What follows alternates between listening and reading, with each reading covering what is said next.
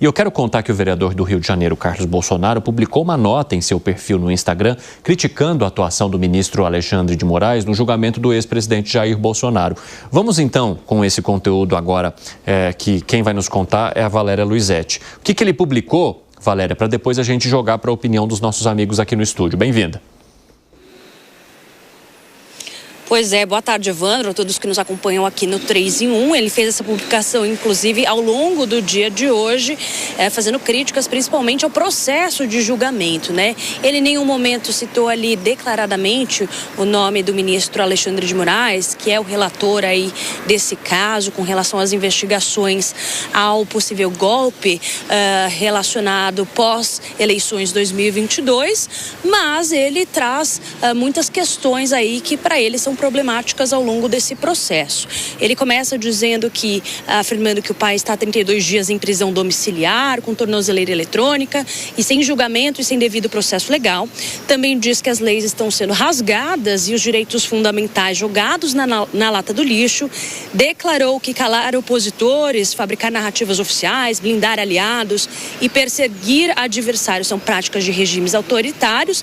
Inclusive fez ali uma comparação com Nicolás Maduro na Venezuela e Daniel Ortega da Nicarágua, e também fez críticas a como a imprensa e o mercado têm sustentado de alguma maneira esse processo que, segundo ele, é sofisticado de autoritarismo, mascarado por uma aparência de normalidade e democracia. E, por fim, ainda fez um alerta que, se não houver alguma mudança nesse cenário em 2026, não haverá nenhuma surpresa, apenas a consolidação do que já vem acontecendo. Só relembrando, rapidamente, Evandro, que o ex-presidente Jair Bolsonaro está preso domiciliarmente desde o dia 4 de agosto, por determinação do próprio ministro do STF, Alexandre de Moraes, que é relator aí da investigação da tentativa de golpe, e ele é acusado de incitar militares e agentes públicos a questionarem o resultado eleitoral. O próprio ministro, inclusive ontem, numa entrevista que ele deu ao The Washington Post, chegou a afirmar que nesse momento não há possibilidade de recuar nem 1 milímetro sequer diante dos ataques à democracia, e também disse que as medidas são necessárias para preservar a ordem constitucional nesse momento. Evandro. Obrigado pelas informações, Valéria Luizetti. Abraço para você aqui em São Paulo. Alan Gani, você concorda que haveria uma espécie de autoritarismo mascarado de democracia aqui no Brasil? Chegamos a esse nível? Olha, se a gente olhar à luz dos fatos do que ocorreu ultimamente, sim.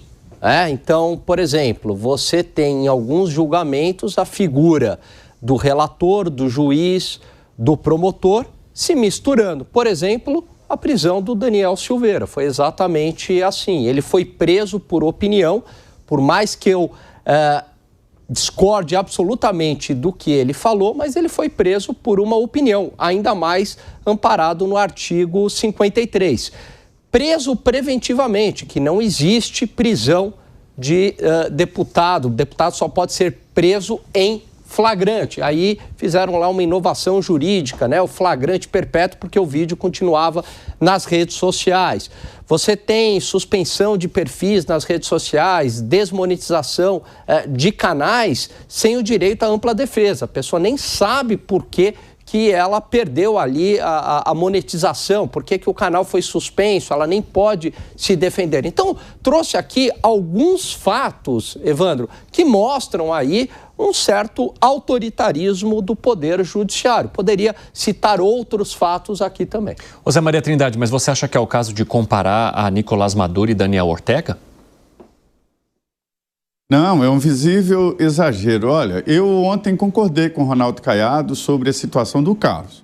O Carlos é muito emocional, eu conheço ele assim, pouco nas vindas aqui. Inclusive, eu queria dizer que, pessoalmente, é uma pessoa muito amável, muito tranquila e tal, diferente de quando ele vai para as páginas sociais. Aliás, esse fenômeno é muito comum, essa dupla personalidade, aquela história do médico e do monstro, A mesma pessoa, mas que assume personalidade diferente quando está no celular. Mas, assim, só quem conheceu uma ditadura sabe o que é uma ditadura. É completamente diferente.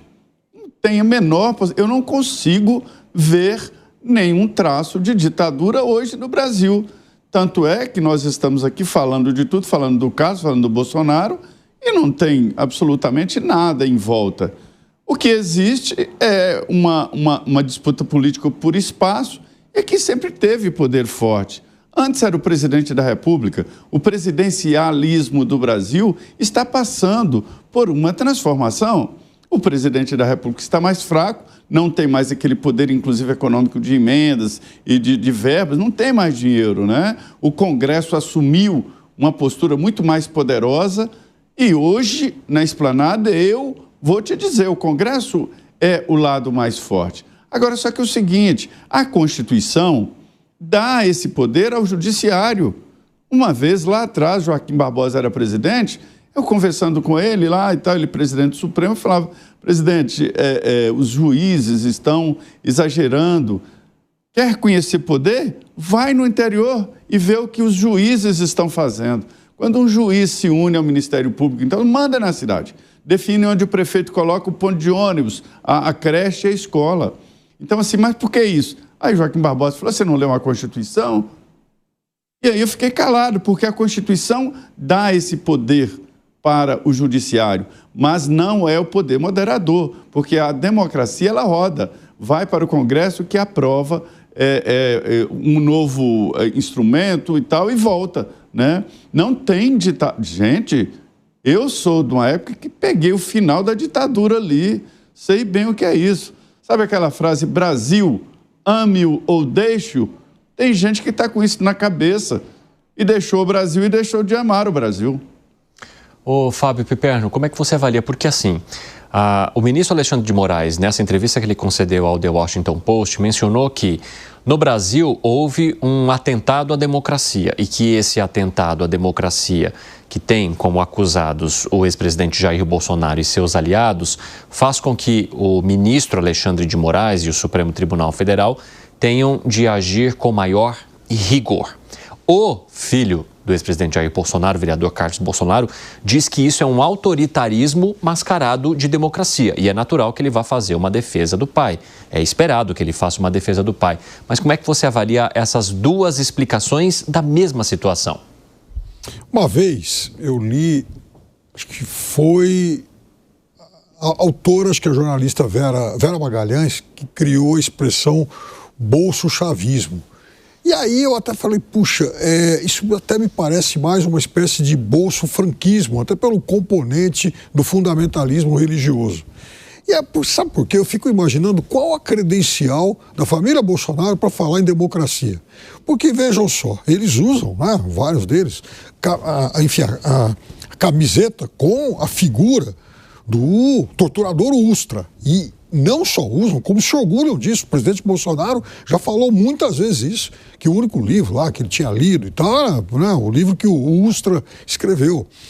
E vejam só, se o Brasil tivesse um regime autoritário, de fato, talvez lá atrás o presidente Bolsonaro tivesse sido punido depois da célebre entrevista em que ele defendeu que a ditadura brasileira devesse ter matado mais uns 30 mil, palavras dele. Ou, naquela mesma entrevista, ele defendeu o uso da tortura. Ele falou isso. Defendeu o uso do pau de arara lá contra o então presidente do BC, Chico Lopes. Defendeu o fechamento do Congresso. O filho dele, Eduardo, falou a história lá do cabo e o jipe para fechar lá o Supremo. Então, quais são as credenciais democráticas que eles têm? Eu concordo que a gente no Brasil assiste a alguns exageros. Isso a gente pode discutir aqui, acolá e tal. E tem muito disso que o Zé falou. A Constituição, ela, naquele momento, ela permitiu isso. Outro dia mesmo, lá no Rio Grande do Sul, um jornal importante acabou recebendo uma punição porque um dos seus repórteres divulgou quanto os juízes, né, os desembargadores ganhavam. Mas, por exemplo, a Constituição ela é muito clara que um deputado ele não pode ser preso por uma opinião. Ela é muito clara também em relação ao artigo 53. No caso, por exemplo, do Daniel Silveira, nós temos que lembrar o seguinte: a prisão, a autorização para a prisão dele, depois passou por votação na Câmara e foi aprovada pelos deputados. Ou seja, seguiu o rito normal e ele foi preso com autorização dos deputados. Mas anteriormente ele foi preso preventivamente. Sim, preventivamente, sim. Você só pode prender em flagrante um deputado. Delito, Exatamente. Sim. Né? E aí o argumento foi, mas o vídeo continuava ali. Era um flagrante constante. Constante. Permanente. Uma inovação jurídica que não está na Constituição. E a Câmara, inclusive, apoiou. Ela votou. Né? Então, é claro que eu acho que a gente... veja, é preciso fazer algumas correções. Mas comparar a uma ditadura, e principalmente a comparação vinda de gente com esse tipo de credencial, aí fica difícil. Né? Arremate, Bruno Musa. Bom, eu acho que vamos pegar a fala do próprio Barroso para dizer se nós estamos realmente numa plena democracia. Ele falou que numa ditadura você não tem exilado. Nós temos exilados hoje no Brasil, sim ou não? Goste ou não daqueles exilados. Eu acho que a análise deve ser fria aqui, independente de quem você goste ou não. Lembre daquilo. Eu defendo o direito de dizer até daquilo que eu discordo, principalmente daquilo que eu discordo. Ele falou que numa democracia não tem exilados. O Brasil hoje tem exilados ou não tem exilados? Ele deu outros fatores que ficaram claros. Ele disse que num país onde há democracia, você não tem censura. No Brasil nós temos censura, sim ou não? Eu acho que são inúmeros exemplos que mostram que, por mais que não seja uma ditadura clássica, a gente já toma muitos cuidados para nos posicionarmos e a gente precisa pensar algumas vezes para expressar algum tipo de opinião, senão, muitas vezes, aquilo que consta na Constituição não necessariamente é seguido. E, principalmente, quando nós vemos ali um conluio entre grandes poderes, inclusive muitos deles que fazem parte da iniciativa privada, arquitetando contra os interesses da grande parte das pessoas e em favor deles. Tudo isso me parece que é uma grande farsa quando a gente acredita que a vontade popular é realmente expressada através do voto ou mesmo depois dos eleitos, se eles realmente levam em consideração a vontade e os anseios populares. Afinal de contas, é disso que se trata os pilares fundamentais de uma democracia, não é mesmo? Então eu acho que no Brasil, infelizmente, pode não ser uma ditadura clássica, mas não vivemos uma democracia.